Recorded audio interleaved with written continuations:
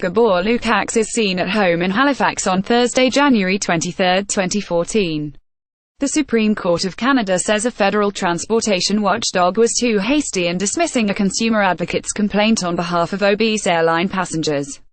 Andrew Vaughan, The Canadian Press, Ottawa. A federal transportation watchdog must take a fresh look at a consumer advocate's complaint on behalf of obese airline passengers, the Supreme Court of Canada says. In a 6-3 decision Friday, the High Court said the Canadian Transportation Agency failed to reasonably exercise its discretion in dismissing Gabor Lukacs' grievance about Delta Airlines. Lukacs, a mathematician with an interest in the rights of Canadian air passengers, lodged a complaint in August 2014 alleging Delta's practices discriminated against large people.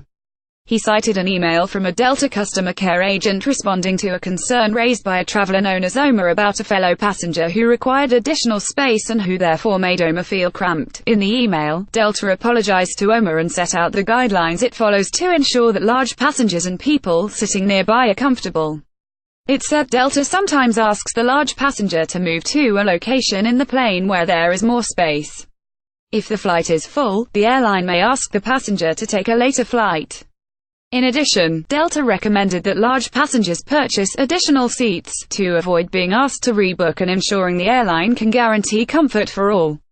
The agency rejected Lukacs' complaint on the basis he lacked standing to make arguments, either as someone directly affected or in the public interest.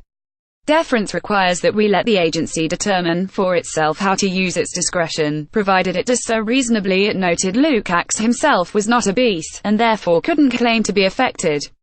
The agency found he did not have public interest standing because his complaint didn't challenge the constitutionality of legislation or the illegal exercise of an administrative authority.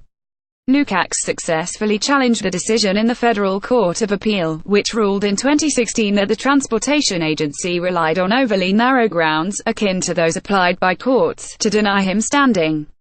The appeal court ordered the transportation agency to reconsider whether to investigate the complaint, examining factors other than standing.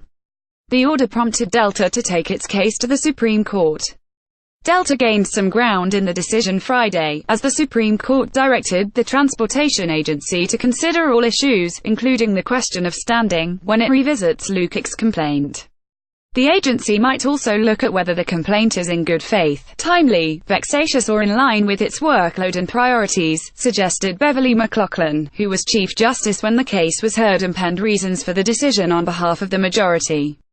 McLaughlin recently retired from the court but will have input until mid-June into cases in which she was involved.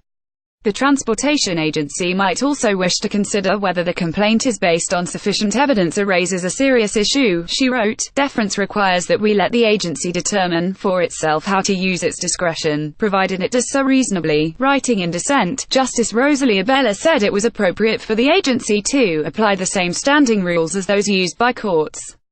Put colloquially, if it's good enough for the courts, it's good enough for tribunals. In addition, Abella said Lukacs wanted to engage the agency in a fishing expedition based on a complaint with no underlying facts, no representative claimants and no argument.